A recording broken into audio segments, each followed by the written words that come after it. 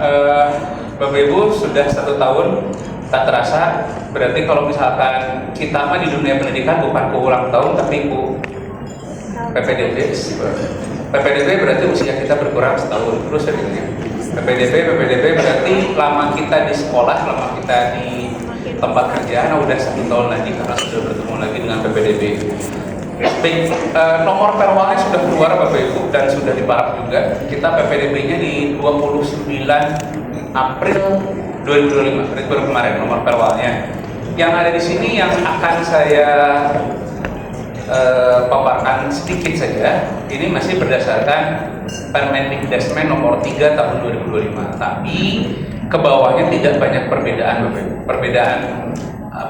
Perbedaan yang mendasarnya itu tidak akan ada. Jadi setiap pemerintah daerah, provinsi, kabupaten, kota itu diwajibkan sama banget dengan ini.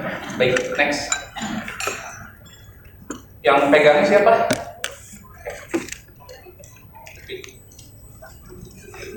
Namanya baru Bapak Ibu. Zonasi ke domisili, afirmasi tetap, tadi Pak Sekjen sudah mengatakan, perpindahan tugas orang tua ke mutasi. Pertanyaannya, kalau domisili masuk ke telinga kita, berarti tempat tinggal kan ya? Tanpa harus ada dokumen administrasi kependudukan. Ternyata tidak. Jadi walaupun domisili tetap menggunakan kartu keluarga minimal 1 tahun. Oke, lanjut. Di skip aja. Terus ini domisili jalur dalam penerimaan bla bla bla. Dalam wilayah Bapak Ibu. Kalau dulu mah dalam zona, ayeuna dalam wilayah. Jadi nggak ada bedanya. Dulu 8 wilayah, sekarang pun sama 8 wilayah untuk SD. Dulu SMP 4 wilayah, sekarang pun 4 wilayah. Jadi perbedaannya di mana? Tidak ada. Tidak ada. Mutasi dulunya perpindahan orang tua, sekarang lebih saklek lagi. Di sini dinyatakan tugas dari orang tua, wali, dan bagi anak guru garis miring tenaga kependidikan yang mendaftar di satuan pendidikan tempat orang tua mengajar atau bekerja. Oke, pertama, diwajibkan di tempat orang tua mengajar atau bekerja. Kedua, ini kami masih mencantumkan guru dan tenaga kependidikan. Ketika sinkronisasi aturan dengan kementerian, tenaga kependidikannya dicoret. Karena di dalam Permendikbud ya hanya untuk guru. Tapi saya nggak tahu, saya belum lihat perwalnya sekarang seperti apa, karena baru kemarin banget, jadi belum ngambil ke bagian hukum. Cuman yang tenaga kependidikannya dicoret. Kemudian yang paling akhir itu pengawasan tidak dilaksanakan lagi oleh dinas pendidikan. Monitoring pengawasan langsung dilakukan oleh pusat. Jadi kalau misalkan nanti ada yang lokal tiba-tiba ke sekolah, sampling atau apa-apa, itu di luar di luar kuasa kami. Jadi mereka nanti yang langsung melakukan contoh. Sekarang sudah banyak pemeriksaan di sekolah Bapak Ibu ya? Ada beberapa. Ada yang datang apa itu juga sama. Jadi sekarang lanjutnya pusat itu seperti itu caranya. Baik, next. Ini kita abaikan, nggak ada perubahan. Lanjut. Ini sama. Terbit 1 tahun sebelum tanggal SPMB, kecuali afirmasi masuk di KKUK Bandung. Dan itunya dulu kita kenal dengan DTKS P3KE, sekarang istilahnya data tunggal sosial ekonomi nasional, DTS. Bukan lagi DTKS atau P3KE namanya, isinya sama. Jadi ada inovasi baru dari kementerian, katanya DTS. Isinya penggabungan antara DTKS dan P3KE, masih sama aja. Nah, cuma bagi Bapak Ibu kelas 6 yang memiliki peserta didik, dia layak disebut keluarga miskin misalnya, tapi tidak ada dalam data ini, tinggal lihat di Sindik aja sementara, karena ya segitunya ditutup. Jadi bukan berdasarkan DTKS lagi nanti istilahnya, berdasarkan DTSN baru dibuka lagi ya segitunya. Nah, silahkan dilihat di sini kalau dia tidak ada tetapi masuk dalam kategori miskin, tolong diantar dulu ke kelurahan, siapa tahu masih bisa dimasukkan ke dalam DTSN. Perlunya Bapak Ibu, kasihan. Baik, next. Nah, ini yang beda. Jadi Pak Sekdis mengatakan nilai raport masih sama Bapak Ibu, masih tetap ada nilai raport, masih tetap ada prestasi. Kalau anak yang berprestasi nilai raport untuk tahun ini masih diakomodir, mungkin sampai tahun depan. Karena yang tes kemampuan akademik pengganti UN tahun ini masih yang SMA dulu. Ada yang cek prestasi berdasarkan nilai tes terstandar dan daerah. Nanti akan dipaparkan sistemnya seperti apa. Intinya anak-anak kita akan melakukan tes CAT di sekolah-sekolah tertentu yang sudah ditunjuk oleh Kota Bandung. Contoh SMP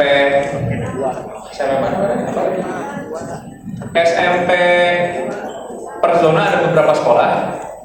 Nanti kalau SMP-nya itu jadi tempat ujiannya, anak-anaknya datang ke sana. Ujian di situ dengan jadwal yang sudah ditentukan oleh sistem. Tapi anaknya harus mengikuti pendataan dan pendaftaran dulu, ikuti jalur yang ini.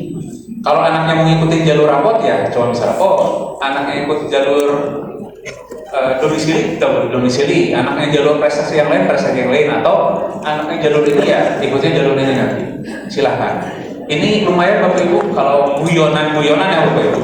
Prestasi nggak ada, rumah jauh dari sekolah, nilai rapot saya ya, gitu kan? Silahkan berjudi di sini. Gitu. Dan ini sama namanya, jadinya judi online. Nah, nilainya langsung keluar nanti Bapak Ibu. Kalau misalkan si anak udah ujian, langsung keluar nilai sekian, langsung masuk ke dalam sistem SPMB. Apakah dia nanti di urutan keberapanya tergantung nilai akhirnya. Baik, di next. Nah, ini kuotanya untuk SMP. Perhatikan Bapak Ibu, karena Bapak Ibu nanti yang mau ke sana, siswanya kelas 6, tapi perhatikan untuk SD karena Bapak Ibu yang ngurus nanti SD. Perbedaannya dengan tahun kemarin apa? Nggak ada, udah beda aja ya. Untuk SD mah sama 70%, tapi domisili sekarang di 80, afirmasi 15, mutasi 5%. Sama nggak ada bedanya. Terus perhatikan yang mutasi Bapak Ibu, karena sekarang itu pasti akan orang memanfaatkan jalur mutasi perusahaan nama-nama gitu. PT Angin Ribut di googling dia mau ya gitu maksudnya. Itu tolong dicek dan dicek. Tadi Pak Sekdis bilang kalau nggak ada atau memang ada kecurangan situ buat pernyataan, tolong ada keluarkan aja atau bagaimana seperti itu. Oke, next. Sekolah perbatasan, di next juga susah. Ini masih sama, SD berdasarkan usia lalu jarak, dan ingat Bapak Ibu yang mendaftar ke SD tetap menggunakan pilihan pertamanya menggunakan hitungan 1 kilo dulu ya. Jadi kalau misalkan, karena ini untuk memproteksi sekolah Bapak Ibu, jangan sampai ada anak warga yang lebih dekat ke sekolah A, SDA, tapi dia milih ke SD yang notabene misalkan lebih jauh lagi. Dari rumah saya 1 kilometer itu masuk ke SDA, tapi karena saya pengennya masuk ke SDB yang 1,5 kilometer, itu nggak bisa jadi pilihan ke satu. Tetap harus jadi pilihan satunya adalah sekolah terdekat. Oke, next.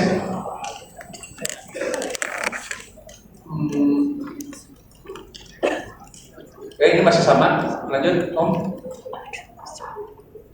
Oke, tadi Pak Sekdis mengatakan jumlah siswa dikunci. Tahun sekarang dikunci. Kalau tahun kemarin SD tidak dikunci. Mau 29 pun silakan.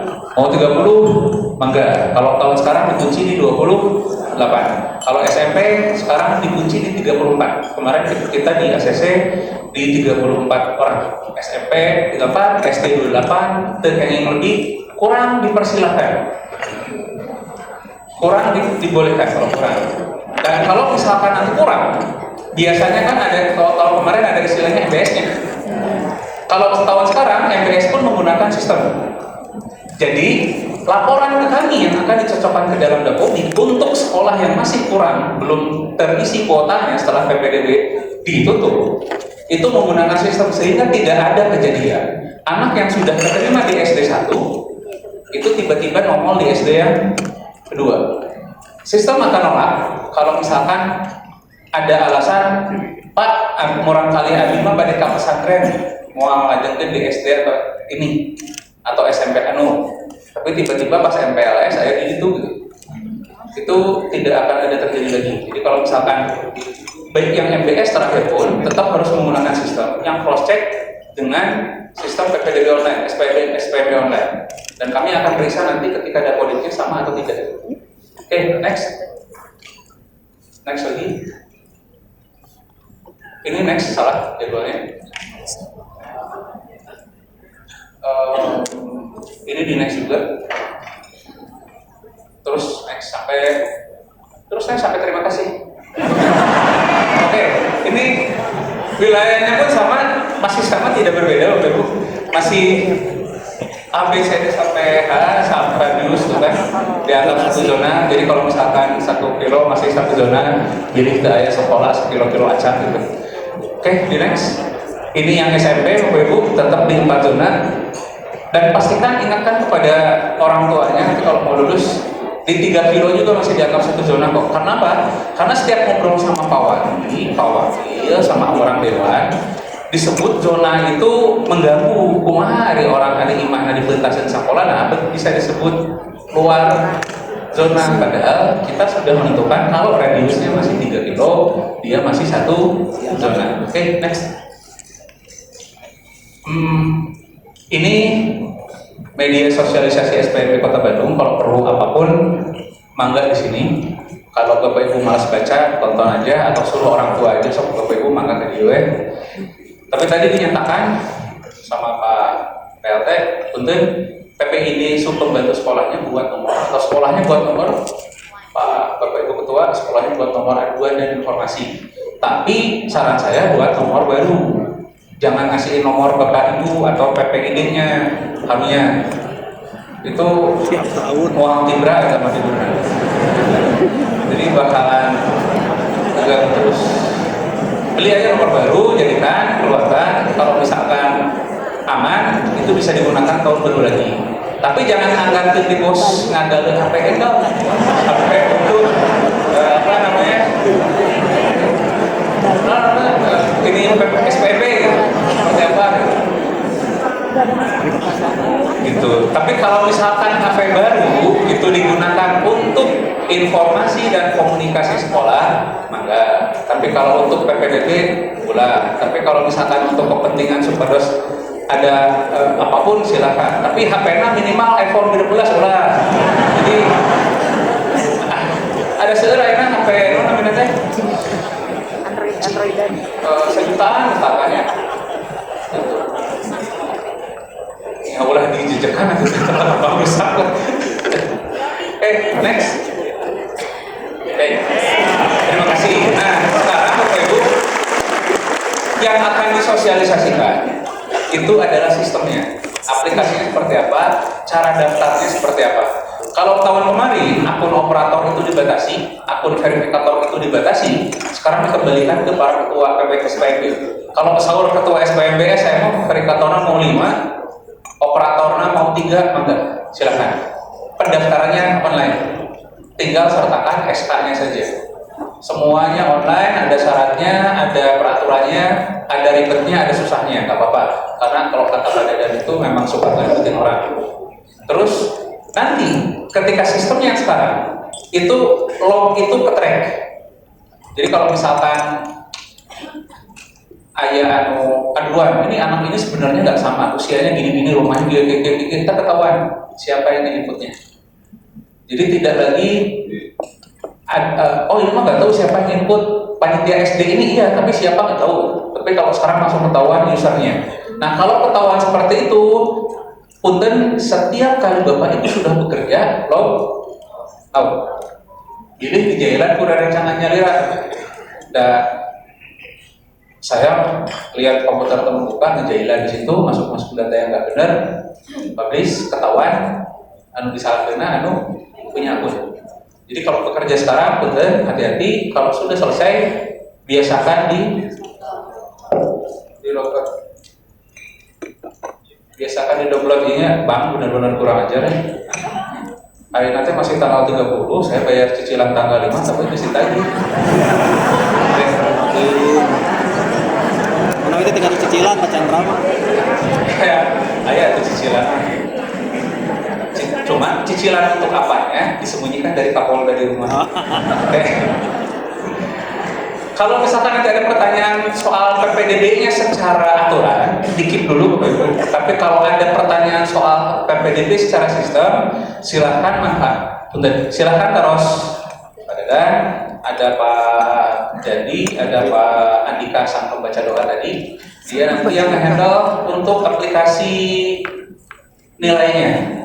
Kalau misalkan ada masukan dari Bapak Ibu juga, silahkan. Misalkan, Pak, hari murid kelas genep mah model seperti itu belum biasa, silakan. Tapi kalau di sekolah Bapak Ibu anak-anaknya sudah terbiasa dengan CAT, syukur alhamdulillah. Kalau belum terbiasa, punten izin nanti Pak Andika sama Pak Jadi buatin situs di mana anak-anak bisa tes dicoba dulu. Jadi teman-teman di sekolah operatornya bisa ngasih, ini anak-anak ntar seperti ini silakan coba, gitu ya.